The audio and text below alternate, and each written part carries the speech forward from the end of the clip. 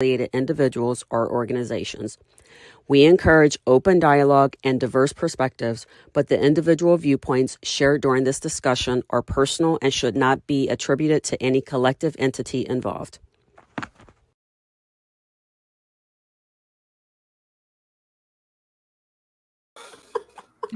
I'm always giggling about myself. There's some strange things that be happening in the background, that's all. Hello, ladies. Hello. Wait, I thought we had a couple more seconds. I was like, oh, 5. Oh, no, we're on. Because I'm strange. It's all right. It's the Tabitha countdown. Yeah. Actually, because I was like, I don't want to do this. I don't want to do 10 seconds anymore. And I just chopped it. Well, it's a good thing I wasn't going 5, 4, 3. Right. I think it's just a way to make everybody like think about what's happening. That's right. All. Just like, what's happening? It grabbed the attention, that's for sure. I love it. Look, that's the goals in life. That's the goals. So, ladies, I know I've been out for the week. And I come back now because I don't know. I did not feel well. And I have to say, we cannot tell our children to take care of themselves and do self-care and do those things for yourself, and you don't do them your own self. So when I ran into a problem last week, I was like, oh, tap out. Yeah. Because it was time. So I needed to do that. So I do thank you for your patience and the time you're spending with me. So this is already awesome. All right. So ladies, you ready to have that conversation? Oh, the bill. Back to the bill. We're back. We're back. We're back to this, right? Because my thing is that House Republican funding bill kicks teachers out of classroom, takes away job opportunities, and harms women and children.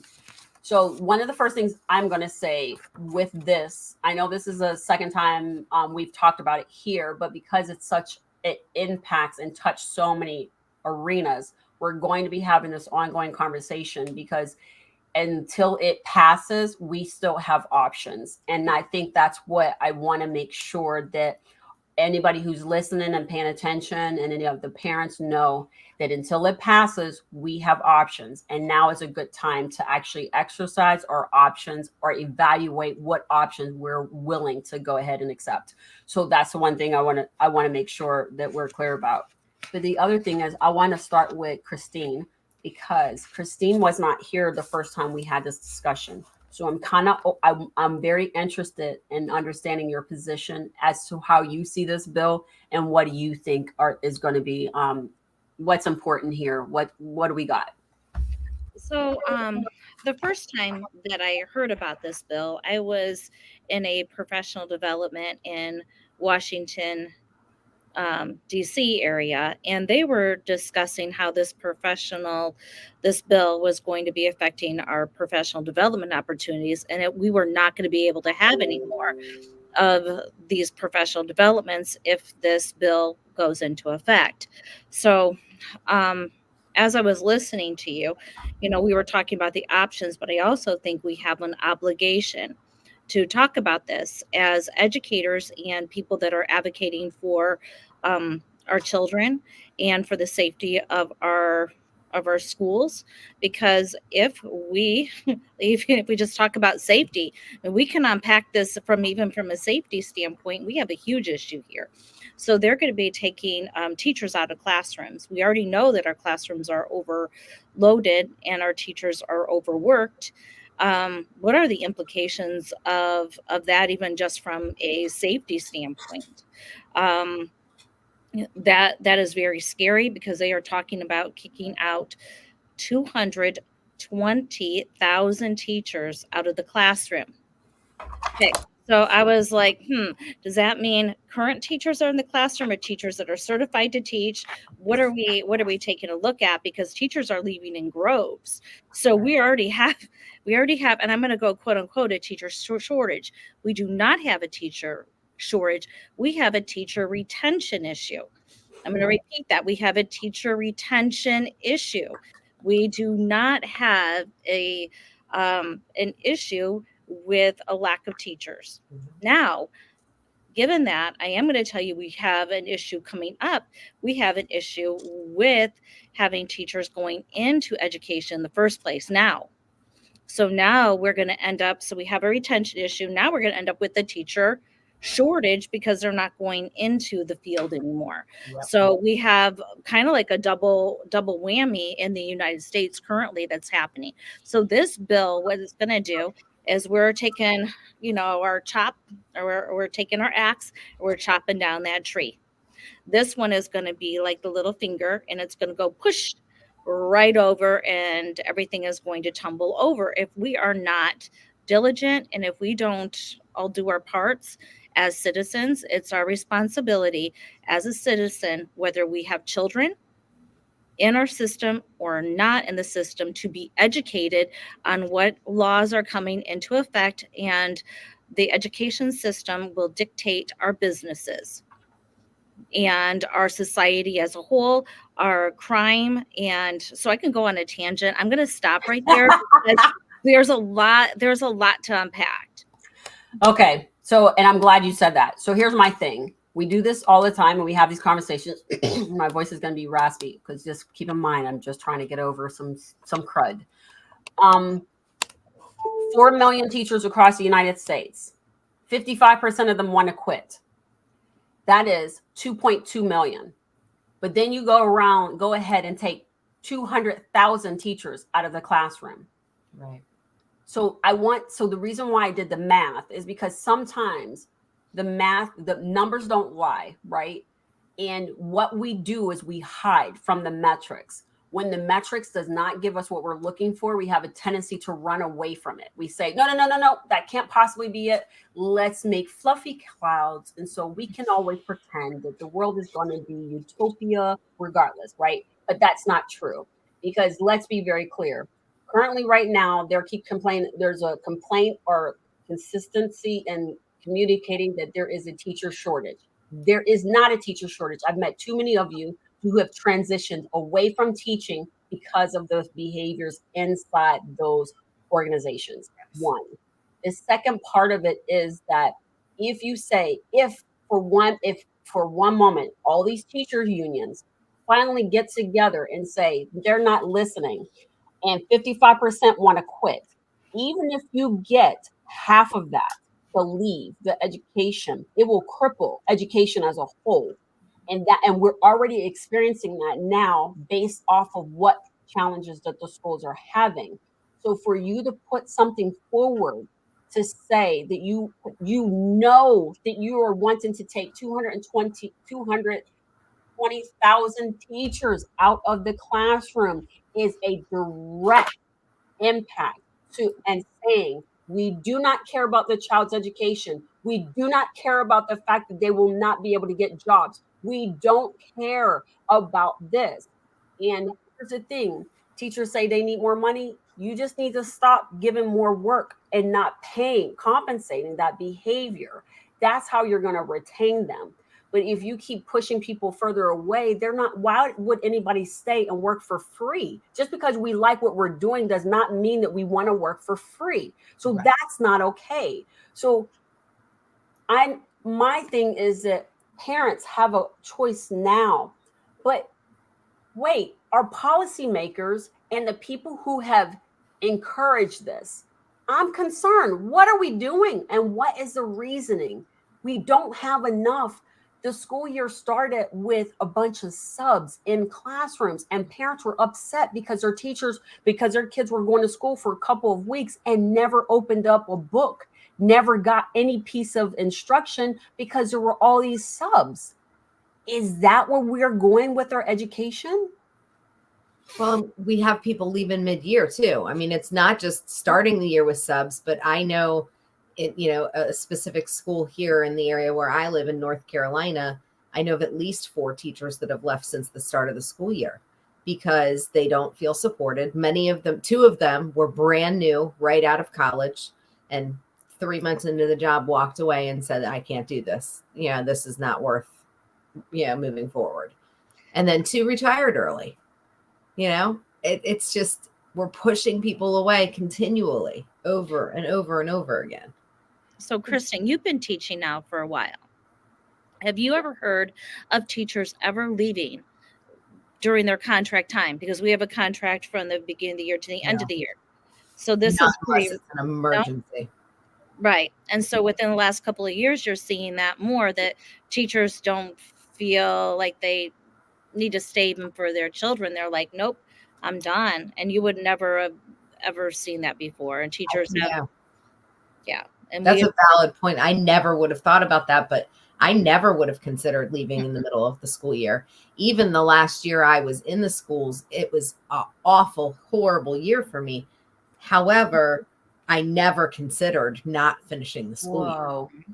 Because you have a responsibility. My job in the middle of the year, any day of the week. Right. Because if you have bad behavior is bad behavior, I'm not going to sit and stay. However, I can see why. Because when you parent one, you parent them all, kind of a thing, right? So as a teacher, Kristen, you do not have children. No, but you have babies, 75 children, because you were gifted that. You were gifted the co-parenting position for all of those families, right? Christine has children, and she was gifted 75 children. So now she has to parent her own, and then she has to parent, and she's been gifted the opportunity to co-parent with a bunch of these families. So when you're doing that, you're saying, I love this child. Children know how to love in a way that adults forgot. And so when you get around them, you're just like, oh, they're so sweet, even though he has those devil horns. But he is so sweet. I love him. I want to see the best for him. And that's why you wouldn't want to leave. And I never thought about it, because I just say, for me, oh, we want to be crazy? I'm out and go. But you guys, that's pulling at your heartstrings, right? Oh yeah. So and there's so many, like, well, I can't leave because of the kids, and even that next year, then it's okay. Well, yes, especially as a special education teacher, my kids never left me. Like I had kids that stayed with me for 3 or 4 years. So I never had that year where, okay, everybody moves on and I don't have, a set group. And that to me was really hard, because it made it really difficult. I kept thinking, okay, well, when my 3rd graders are finished with 6th grade, then I'm going to leave. And then that would happen and I wouldn't go. I don't know how that works. So we're talking about children's behaviors too. I'm going to need to talk about that. So one of the ways that we help our children's behaviors is through social emotional learning, SEL. So SEL has kind of gotten a bad rap, but it's really not, should not be getting a bad rap, because we're helping the child being able to have control over their emotions and teaching them how to self-regulate. That's really what social and emotional learning is for. This bill eliminates that totally, the social emotional learning. We also know after COVID, our children are having more troubles with social emotional learning. So here, this is a recipe for disaster as well, by eliminating that. And last week we discussed about children, and I think Tabitha, you had mentioned that a teacher said, don't worry about those 5 children in the classroom. Well, guess what I did? After we were talking, I was like, 5 doesn't sound so bad. I've been teaching over 30 years. Do you know what that total puts us to? 775 children plus that have just fallen through the cracks. That is my point. I don't worry about that 5. That 5 in my classroom, they're going to be, it's not worth it. Over 775 students that would have fallen through the cracks under my own care. And that is our responsibility. So I did want to make sure that we mentioned that, because that was important. Yes. So let me help. Let's do the math, right? Okay. You ready? Because I'm telling, this is the part where everybody gets caught up. And so, because this was done to me, and I'm going to tell you, I was extremely disappointed, because it's a way to tilt the numbers in your favor. So you said in 30 years, 750 students would have fallen through the cracks under one teacher. Yes. 775. And that's like given like an average of 25 students. That's fine. So 775 in 30 years. Multiply that. We'll just say by 250 teachers. That is 193,750 students that fall through the crack. that is significant, because that is an entire employment group. That is your manufacturing teams. That's your engineering teams. That's your worker. That's your electricians, your carpenters, your truck drivers, all of them. So you mean to tell me, if you think about that, you have the reason why we can say it's those groups is because if they're not educated, if they don't get their reading skills or reading the math skills up by a certain point, and you push them, and then somebody else pushes them, and then someone else pushes them, they lose all of that. The likelihood of them being an employee in a higher ranking position becomes less than, right? So you're 775 in 30 years, but that only did 250 teachers. Put it at 2 million teachers doing that. So what about and then what happens when we eliminate that social emotional learning grant? That's going to be an issue. Well, and then you have the teachers that, no matter what, there's going to be more than 5 that they're ignoring because they're just there to teach and go home. They're not, and to no fault of their own, with the amount of things on teachers' plates, a lot of teachers these days say, I just can't take on another thing. And when you've got all these kids that have needs, and the needs are increasing, like we said, especially since COVID, then what? Then how do you as a teacher still reach all of those different students successfully? And I think a lot of teachers are starting to just say, it is what it is. I'm going to show up, do my job, and go home. And if they get it, they get it. And if they don't, I did my job. Did you really? I tried to do my job. I don't know. Did you really? Okay. So this is where I'll go back to. So let's break down the reasons why social emotional learning seems to be a point of contention for those who want to see it eliminated. So why exactly do they want to remove social emotional learning? When they said that they don't want to, Kristen, they actually said to you, that's no longer needed, right? It's not a priority right now. I was told it was no longer a priority, that the math scores were more important than the social emotional needs of the children. And that basically, whether I understood or not, it was just the way the district was moving. And 3 months after my job was done away with, they did away with the remainder of the entire SEL program because we had a change in our Board of Education. And the Board of Education voted to throw the curriculum out and no longer require it to be taught. So there were 6 coaches and somebody that oversaw all the coaches that all lost their positions, in addition to people like me who were in specific schools helping. And we all were, told you can go back to the classroom if you want, but you don't have a job anymore. So this is what I'll say. So that all of the social media group is up there having to answer to privacy and health risks, mental health challenges with the students. All those children who kill themselves because of social media, right? Now everybody's like, well, it's not their responsibility, it's the parents. Well, when you make laws that take the parents' ability to do their jobs away, then it becomes your responsibility to ensure that everything that my child has access to has a certain level of privacy associated with their health, well-being, and future. That's your responsibility because you've taken away my ability to parent properly. Because for me, so my children, when I gave them phones, I didn't give them a smartphone. I gave them a flip phone. I wasn't playing with you. I didn't want, and when it was time for them to watch porn, I showed them that this is they don't watch porn, right? Type of a thing.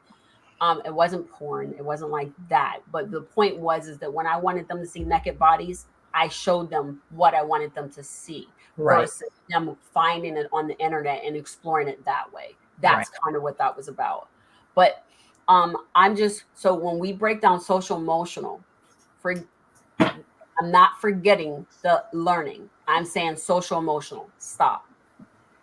When we do not address our social emotional challenges how to manage our feelings and things like that, really strange things start to happen, like mass shootings. I'm upset because you hurt my feelings. I don't understand. So now I want to see you gone. But gone in my 5-year-old mind, or my 7-year-old mind, and my 12-year-old mind may not be permanent. I just need the pain to stop, right? That's kind of where that goes. The other part of that is that I watched a little girl on the news say, because they put in, Houston IC put in this program called, what do they call it? Start with an N. But whatever it is, it's a new way of them teaching. And some parents like it because it's structured. And they put that thing on. I call it the metronome. That one tick, tick, tick, tick. And they're saying they're trying to get the kids on rhythm. They have a certain amount of time to get these things done, and they're put in there. So the one little girl that was talking about it, she was holding back tears, I guess, and she was very upset. I feel like I'm running out of time, and oh my gosh, and this is not right, and nobody's listening to me. On the flip side, you had other kids who are like, nope, this is good, and the moms are like, they need that structure. They need to go with that, right? Here's what I'm going to say. I remember time tests, and we still survived it. The time test helps you to keep rhythm and pace. They've been out of pace for so long that they do not understand what that pace is. Because I used to say to my children, walk like you got a purpose. Come on, move like you got a purpose. We say that too. They just walk, they just be nosing around like they got all the time in the world. I'm like, look, friend, I got stuff to do. I'm gonna need you to move like you got a purpose. Let's go. Yeah, I like that. That timing thing. So that's what she needs to learn, to manage her feelings. I don't like this class because of this, and I know I have to do it, and this makes me sad. Mm-hmm. You can use your words, but the bottom line is you still have to do the task, right? But they don't. But at some point in time, they fight back, and a lot of the social emotional learning that we need to provide to our young people are associated with how they tackle tasks and challenges in their lives. And if we don't teach them, if I've only get an hour or 2 hours a day with my children, I don't have the bandwidth to teach them all of that without the support of my co-parenting, which is a school. So how do people overcome that? Seeing that the school says it doesn't matter, right? But you still know that you need that in our lives. Yeah, I look at where we're headed to as a society, and then the attention span of our students, and their the resiliency that we have to work on building. Years ago, they were much more resilient, but now they're doing video games, and everything is so fast paced, and the TikTok videos, all of that. Our students are expecting instant gratification, or if they can't get it, it's knocking their self-esteem down, where they're melting down if they can't get something right away, and then they're thinking that they can't do it. So it snowballs when those things are not addressed in our classroom setting too. Yeah. So since it's been out, have you noticed a difference in the students? Me or either Kristen? One of you? Yes, I've noticed a difference. I've noticed a difference. So I would say probably within like the last 10 years, it's probably been the most major changes, but I work with the little children. So I work with kindergarten students. So I'm going to be seeing societal changes the first on the block. So like right now, some of like the high school teachers are seeing, it later, but I'm seeing exactly what's happening as society is changing, and their lack of attention span and their social emotional learning, their ability to sit and wait for tasks. I used to be able to put things out right after lunch, and they would come around and they would sit and we would start our math activity. Now I have to do social emotional learning to calm their bodies down, to take a break and to recenter themselves enough for them to accept the direction after lunch. So it's taking a little bit more, and I'm having to incorporate the social emotional learning more, and how to for them to feel what it feels like when they're upset, and how to catch it, and how to self-regulate. So I'm working on that a lot more. Um, as a whole group, I've noticed over the last several years, I've noticed anxiety levels upticking. Yep. So they're very anxious about new things that are happening. And it's just not one group of children. It's, I've seen it steadily increasing, and the anxiety levels seem to be much, much lower several years ago. Are you noticing anything like that, Kristen? Yes. I'm seeing, with, especially since most of my last 10 years or so has been middle school and high school, a huge uptick in inability to regulate. Like you were saying, self-regulating is out the window. Kids don't know how to calm themselves down. They don't have those coping strategies. But in addition to that, the number of kids that have such an increase in anxiety because the amount of societal pressures that are put on them, and it's one end or the other. It doesn't necessarily have to be academic pressures. Mm-hmm. Seriously, just be, the negativity in the, in the neighborhood of, pressures to join a gang, or, pressures to get involved with things that they shouldn't be doing. And the number of children that are needing more and more support at school because of that anxiety, and teachers, a lot of teachers, and what people in general tend, it's getting better with time. The stigma is wearing off, but everybody, if you don't have real bad anxiety, you tend to say, oh, everybody has anxiety. Yes, everybody does have anxiety, but not everybody has an anxiety disorder.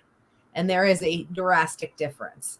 Yes. The number of kids that are diagnosable now compared to when I started working with 504s back in 2012, 13, we saw a 300% increase in 5 years in our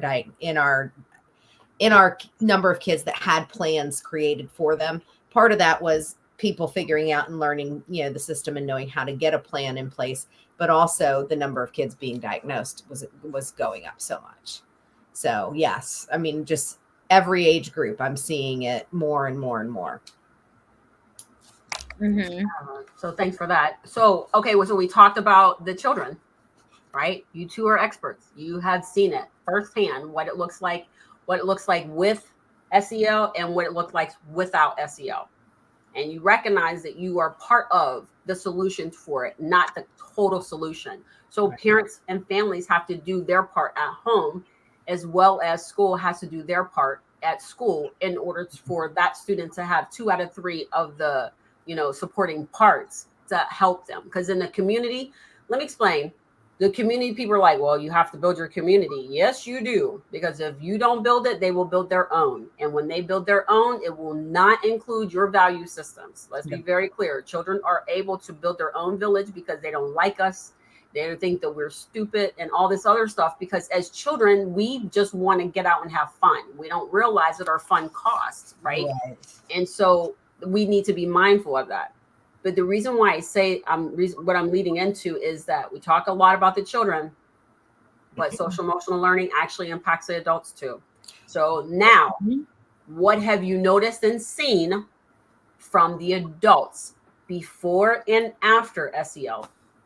Well, you said at the very beginning, 55% of teachers want to leave. That was not that way before. And the increase in behavioral issues that we've seen across the board has kind of been that straw that broke the camel's back. We've always had so much to deal with, but now we're actually getting physically hurt at school by children, or, dealing with kids verbally abusing us all day long. And teachers are saying, that's it. I'm done. This is not acceptable. But the one other part that I wanted to mention before I stop talking, because I know I can get on my rampage. SEL is taking care of people's basic human needs. If you are worried about where your meals are coming from, or if you're going to have your mom home when you get home from school, or if there's things going on that you're, dealing with, you can't sit down and learn math or English or reading. And that's something that a lot of teachers are having to change their mindset and say, hey, like Christine said, until I handle my kids' social emotional needs, they're not going to be able to sit down and learn.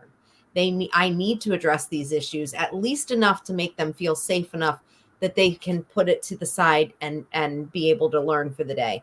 But they've got to know that somebody's got them in order to even be willing to buy into learning. I agree. So I would piggyback off of what Kristen said too. So teachers are leaving due to the students, but it's also due to the uptick with our workload. So the expectations are such that we can't complete our work. So it's very trying. So you're trying to figure out the best way to prioritize and which things are going to be things that we have to get done, and how to figure out how to work collaboratively with others to share the workload, so that way we are not bogged down and taking home work, because teachers invariably they take work home and they work long hours after their day, and then they decide that they're going to go ahead and take work home on the weekends. So we really have to be thinking about how we're going to be working smarter and not harder, because even though the workload is increasing, there are ways that you can figure out how to still meet your children's needs while working within the time frame that your school day allows. It takes some creative ways of doing it, but it is manageable. So those would be some of the things that we need to take a look at. The other thing is that Kristen and I came up with a book. We wrote it together called Bridging the Educational Gap Between Home and School. So that is one of the things actually in our book. It does talk about the social emotional learning and how to work together to help meet their children's needs at home. And we're also going to be doing a parenting class that will also help with that. I'm having all kinds of technical. It's okay. I saw the title come up, and then I saw a couple other things, and we've talked about a lot of them. I'm pushing buttons. Every time I push a button, something else pops in the wrong place, and I was like, that's not what I'm trying to click. All right, bridging the educational gap between home and school. I believe that this is a very important book, because at the end of the day, you recognize that there, as teachers inside the classroom, you noticed that there was a gap between home and school, and you were willing to answer it by saying, this is how you get back into our classrooms.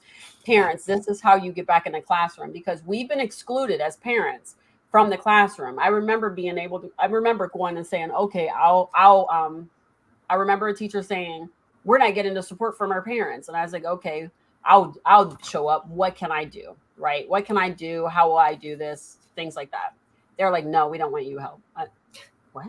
I'm confused. So I walked away. So then later on, I come back and I say, they said, we're not getting support from their families. And I was like, okay, you can't have this both ways. I don't know what you want. So I want to volunteer. I'm willing to read to some children. I'm willing to not be left alone with them, but hang out with you a little bit and do some things, right?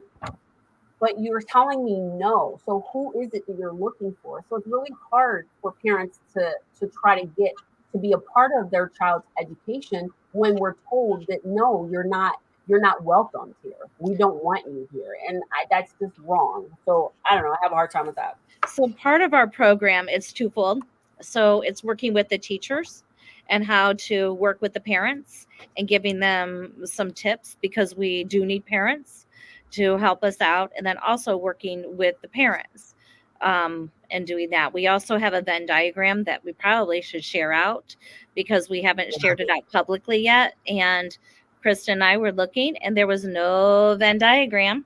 We are the framework creators. So, yes. So we created the first Venn diagram for home to school connections. And I know she's looking for it right now. Yep. There it is. Let me say. So you have it handy. Mm-hmm. Yeah. Because I think it's so important, because emotional skills, care for another living being, dealing with anxiety, handling rejection. Good Lord, can we make that first? Right. Because showing empathy, accepting loss, okay, that's hard one for even adults, right? Yeah. And how to love. Okay, we're going to come back at another time and have a discussion about the book and some of the things in here, but learning how to love, here's where this is a contradiction that I do want to bring up for us at a later time, which is children don't know what love is. No, yeah. Crap. It's not real. It's not true. Stop saying that to children. Right. That is not true. They know how to love better than us. Yes. So we'll talk about that. We'll table that later. Here's what I wanted to read, though. When 161 House Republicans voted earlier this year to eliminate all K through 12 funding at the Department of Education, I was horrified. But that was just the beginning. Now, in the midst of a teacher shortage, they have introduced a bill that would kick 220,000 teachers from the classroom. We are witnessing a widespread attack on public education that should horrify all of us. Appropriations Committee ranking member Rosa DeLauro said, regardless of age or stage in life, this bill means you cannot count on government for any help. It limits women's access to abortion while stripping maternal health services and making diapers more expensive. It decimates access to preschool education and job training. People can only hope they do not get cancer or need mental health services. You will not find support from House Republicans. These awful cuts will make it very hard for people and should not even be considered by this committee. So the reason why I read that, and I wanted to be very clear about it, is that, did you hear what she said? You will, if you get cancer, right? So that means in most cases, a lot of people, when they get that cancer diagnosis, that most of them believe that they're not going to survive that. So you can only hope for cancer to get support. And then you say so this is the contradiction. So people are looking for a contradiction. Here it is right here. I love children. I think children are important. We love our children, but we do not want to support them. We do not want to give them money. We want to take away their access to education, mental health services, and everything else. So how is that not a contradiction across the entire country and to all of us who we're paying tax dollars for our children to be educated so that they can have a better life than what we are currently living today? Right. That is my problem. This is not a political thing. This is a human rights situation. Why is it that my child is not going to be educated well enough? So we're going to potentially go back to like people not making it to 12th grade and dropping out at 8th, maybe because you don't have enough teachers and nobody wants to deal with the older kids because of all of the problems, because we didn't teach them how to manage their feelings from K through 8. Right. So when they go into 9 through 12, they off the chain and trying to beat up everybody. And now we got problems. Right. So this type of stuff that's happening, the next part of our conversation is going to be, let's talk about some of the things that we're asking for the parents and the families to do, because the only way we can control how our today we have children under age 18, but in 10 years, there's another group of people that are going to have children under the age 18. And what's going to happen is that in 10 years, if you don't look at what this looks like now, in 10 years, your education system will look completely different, and it will be well beyond fracture or repair. And I do not believe that's what we want. So what do we suggest for parents and families to do when it comes to work and trying to keep this at bay? Because they hate women, they hate children. That's how I feel. This is just my opinion. They hate women and they hate children, and it shows in everything they do with us, for us, and about us. So tell me, what can I do as a parent? or what can I do to be different or to make a difference when it comes to this? I think the biggest thing is spreading the word and knowledge and talking about this. As an educator, I didn't know about this until Christine brought it to the forefront from hearing it at a conference. And I'm looking actively for news like this because of my work in education. And it just kind of is slipping through the cracks. Troy Titus said a minute ago as on a comment, this doesn't resemble love at all. We're in no way showing that we love our children by the way we're treating them. And let's stop and just remember, if you want to be selfish about it, great, but think about who's going to be the ones taking care of you when you're older. And this is our future that we're molding. And if we don't put the time and energy into it, we're going to pay the consequences later. Yeah. So the more people can get involved, speaking up and speaking out, speaking to school boards, speaking to your senators and your congressmen, and attending, whatever meetings you can where you hear about things that are being done, listening to shows like this and spreading the word. One of the great feedback that I've gotten from somebody is, wow, I didn't know about this until you guys started talking about it. That's the point, to keep talking. So that would be my take. Okay. We talked a little bit about, before we started the show, we talked about all of those things. I would also encourage parents to stay active, and also not just parents and families, but people that do not have children, because it impacts all of us, not just people with the children in the school systems. Yes. Mm-hmm. That's a very valid point. Even, people like myself who don't have children, it's still going to be something that 20 years from now is going to have, played a large role in, how my future shapes up based on the kids that are taking care of me and doctors and all of the future that's going to be taken over. Yeah, I even encouraged business owners. Yes. Really need to be watching the laws and things like that, even just their local school board meetings and the things that they're passing, because that's going to directly affect them as business owners. That's a good point. Business owners, one of the things they're getting rid of is vocational training support for children. So if kids don't go to college, which they can't anymore because there's no more Pell Grant support, now we're taking away our vocational training support as well. So we're not getting our kids career ready, and we're taking away all career ready programs. So now we're not just killing them on the early intervention end of things. We're taking things away from children at every age across the board, and it's going to come back to bite us. As if it has not already, if you look at it. Right. So remember when we don't have enough money. And wait until we have to hire a plumber. Just wait until we have to hire a plumber. Right. I know. And not enough of them out there, right? Yeah. But wait a second. First thing I thought about, so it's very interesting when you say that. So small business owners, your pool will be smaller, right? Mm-hmm. Your pool is smaller. You will not have the ability, instead of you having 25 options, you will have 2. And then neither one of them will be good. And then what happens then, right? Because then you don't have enough.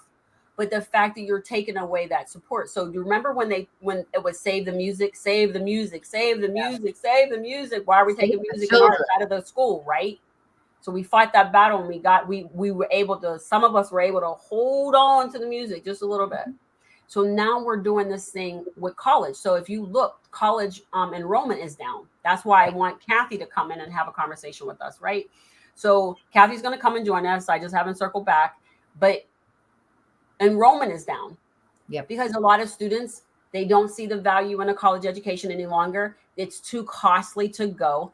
And at the end of the day, their counterparts have gone to school and they don't have the job that they went to school for. So now you've gapped out that area. So all of this is going to consistently impact. So again, you say, I love you, but okay, you can't love me if you're taking away all of my options.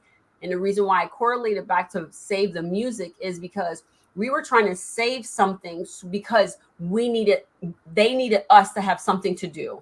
I need them to play a sport. I need them to play an instrument. I need that music helps in that creativity and that learning. So they needed us to hold on to that so that we could be better humans. And we had something to do. You take away the ability for children to do anything. What do they have to do but to terrorize people? What do you do? I mean, come on. If you're going to set up to terrorize, then this is not going to work. But what I am going to say is that I'm going to say this. I'm going to upset the apple cart because that's what I do. I'm born an instigator and I will die an instigator. Here's your options. You don't like what they're doing? Take your children out of school and put them in a school of your choosing that is not run by the Department of Education, and I will guarantee you will have a better education. So you say, write your congressman, go and talk to your school board, all of those things. So for all of those people who go out and do those things and they still come back feeling as though they don't have options, trust me, you still at least have two options. Two, I can guarantee you there are two options that you have, and neither one of them are ones you thought about. Me personally, if my kids were in this, I would pull them out of school and I will homeschool, or I will put them in a different school that the curriculum and the value systems were exactly where I needed my children to be.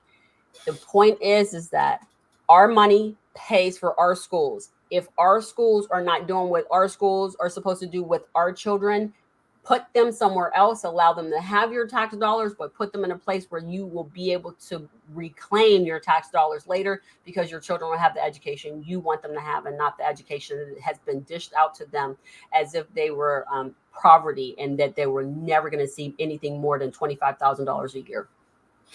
I'm glad you brought that up because Nicole commented, who funds these options?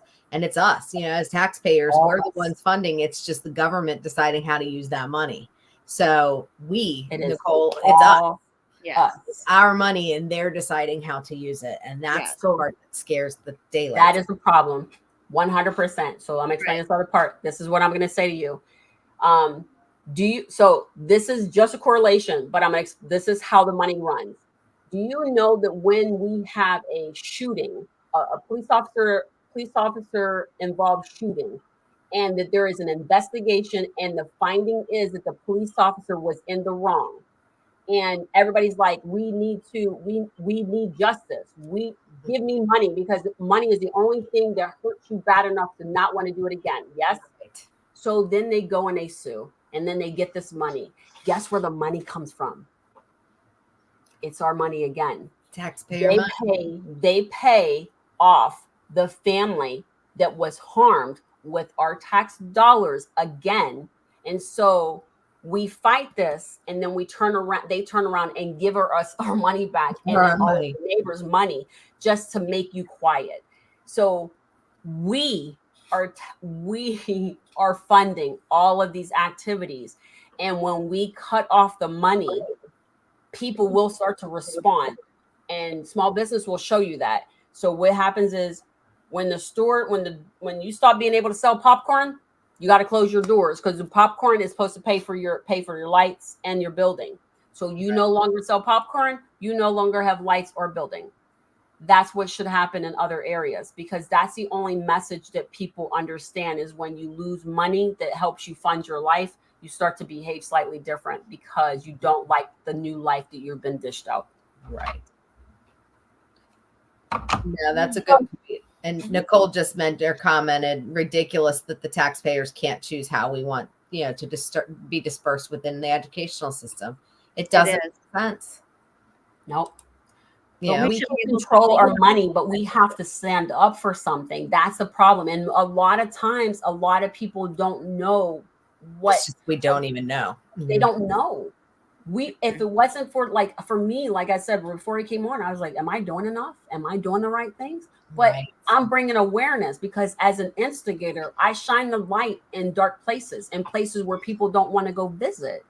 And is it comfortable for me? No, not necessarily.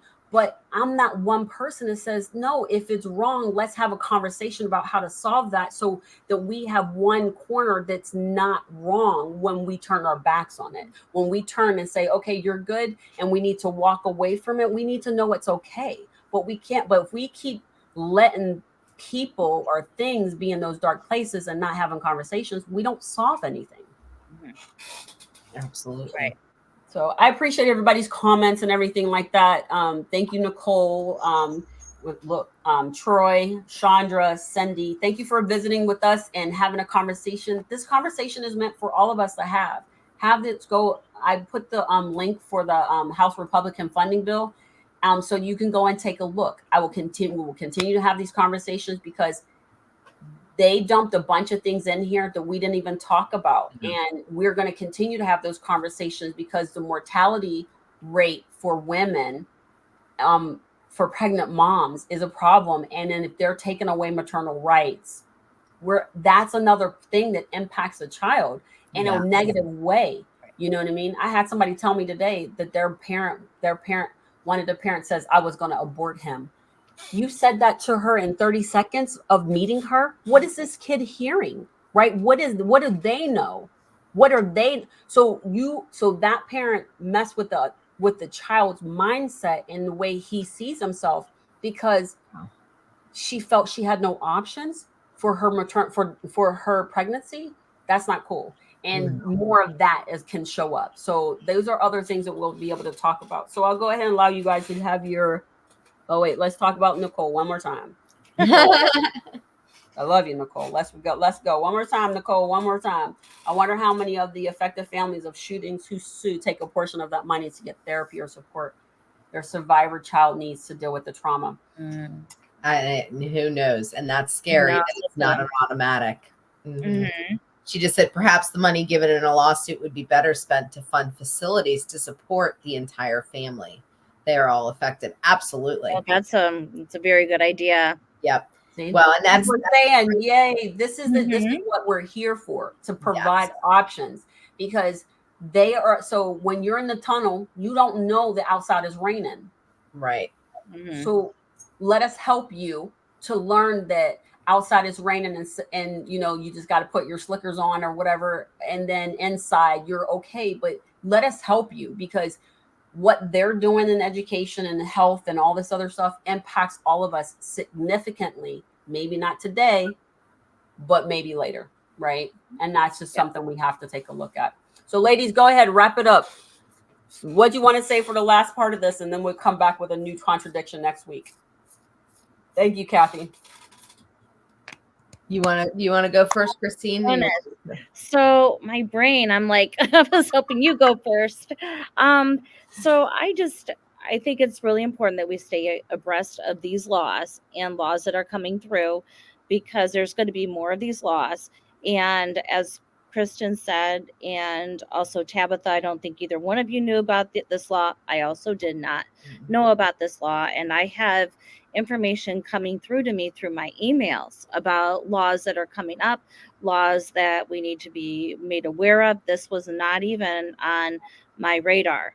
So it's making sure that we are being responsible citizens and making sure that we are staying abreast of current laws or things that are coming down the pipeline. So then that way we can let others know what to look for and how to respond and how they can become more active in their communities and also in the government if they feel like they want their voice heard.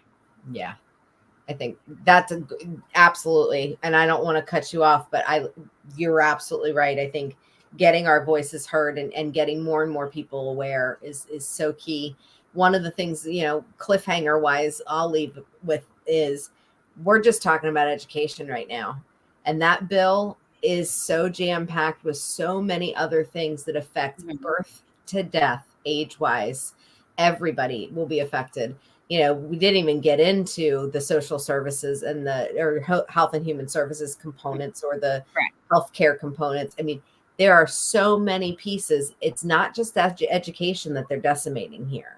And I think the more people realize, okay, well, maybe, it's, a lot of times education can be very political. This is not just education, though. It's everything that takes care of people the way that it should, whether it's mental health, physical health, social, emotional health, like we were talking about, all of it's part of it. Right. And I think it's very important to note that for sure. Yeah. So, I'm glad that this is what we've chosen to have a conversation about this year. I feel as though we'll have this conversation because we'll want to break down a lot of different pieces, and the contradictions actually exist inside the bill. I cannot understand why we live or want our lives under the umbrella of a contradiction. We contradict everything we say and do, and that's a problem in itself. But I do appreciate the conversation. This was a great one. I think we gave everybody an option and a solution for what they can do for themselves. But keep in mind, the decision is yours. And if you don't want to do anything about it, cool, don't do anything about it. But when it comes back and bites you in 10 years, don't say you weren't told, because we did inform you enough to let you know. And I've been beating the drum for a while. So it's not as if, you say, oh, it was a one and done situation. No, not an option. But I do appreciate you. Thank you very much for spending your time with us. Thank you. Yeah, Kathy, let me know when you're ready, ma'am. It's all right. We got you. But for sure, same time, same channel, next week. Remember, words are power. Please remember to use them wisely. Thank you for your time today.